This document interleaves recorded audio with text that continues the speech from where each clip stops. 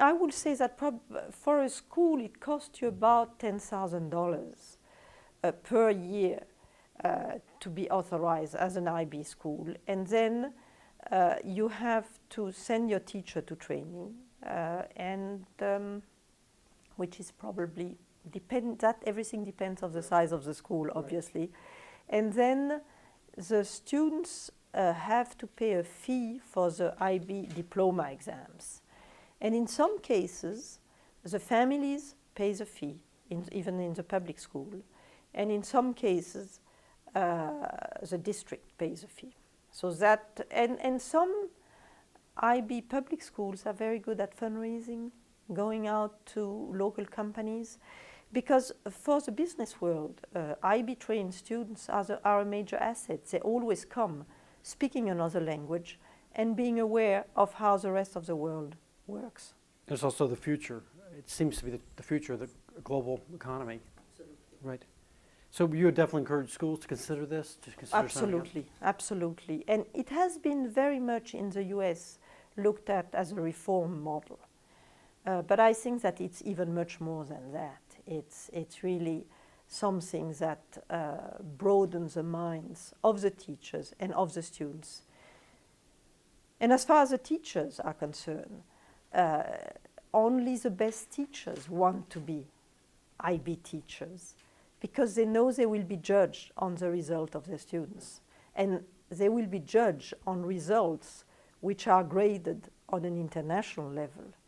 And their students in Atlanta, Georgia, will compete with students in Singapore, in Moscow, in Paris, in London, and they will be judged with exactly the same criteria. In terms of pass rate? Yes. Right. And in terms of the exams. It is the same exams are given all over the northern hemisphere at the same time, or there are some time difference, which is something we monitor very closely to avoid issues of cheating or something. So the school with the top rates in the world, that's something to be proud of. Yes, you can, absolutely. Are they posted on the website so that everyone... The name of the schools are on our website. Yes, you can find all the names of the schools. And their average score, though? Or? The average score, no. Okay. No, if it's not posted on the IB website, some schools choose to post it, some don't. Right. So that's really up to the schools. Okay, but in other words, do they know how they fare? They know very well how they fare, because they can compare their numbers to the official number published by the IB. So it's kind of like a company competing globally, a school competing globally. Exactly. Right. So, and is there anything the IB program needs? Are there anything that's still out there that... I think what is going to change very much is that we are starting now to offer some courses online for the students. We are already offering training for the teachers online. And I will say that probably by 2020, all children will have to take at least one course online, because the IB is a preparation for university, but also for life. And students need to be able to interact and to work online and to be responsible for their time and take full responsibility of their study. So I think that is going to change.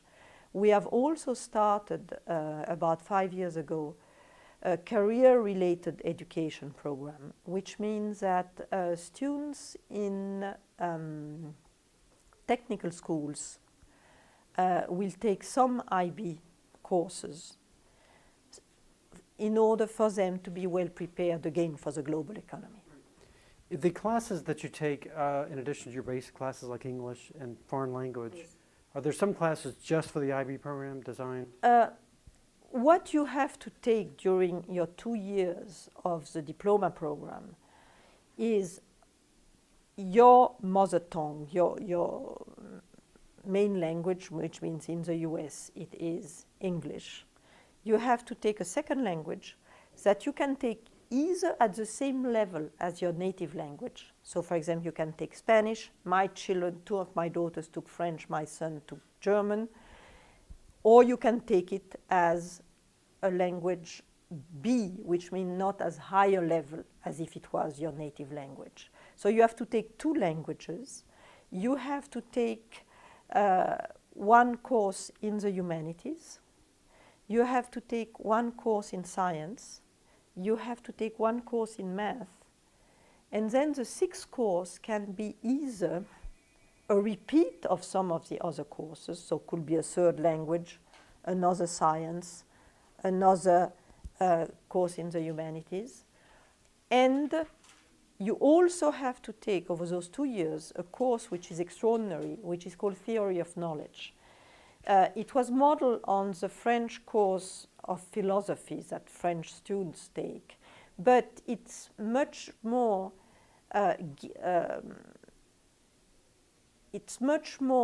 helping the student to reflect and to critically assess their learning. Instead of learning the life of the philosopher and the doctrine of those philosophers, they learn how to philosophize how to become philosophers themselves. And they have to write an exam for the theory of knowledge.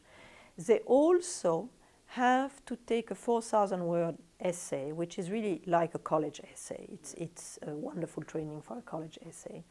And also, which is, to me, one of the major things that I love in the IB, they have to give 150 hours or 160 hours of community service.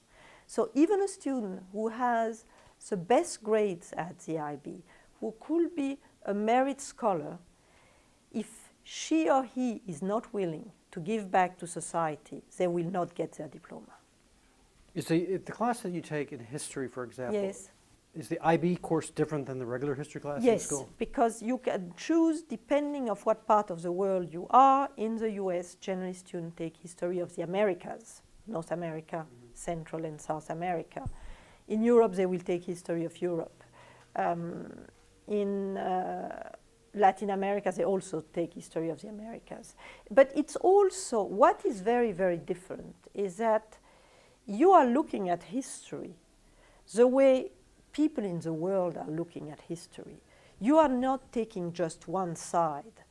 If you study a conflict, you are looking at what was written on the conflict by one side and by the other side.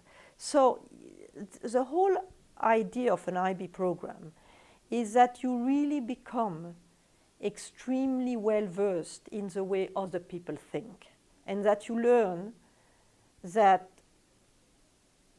other people with their difference can also be right. So all the classes are taught that way? Yes. Right. So all the classes are taught that way.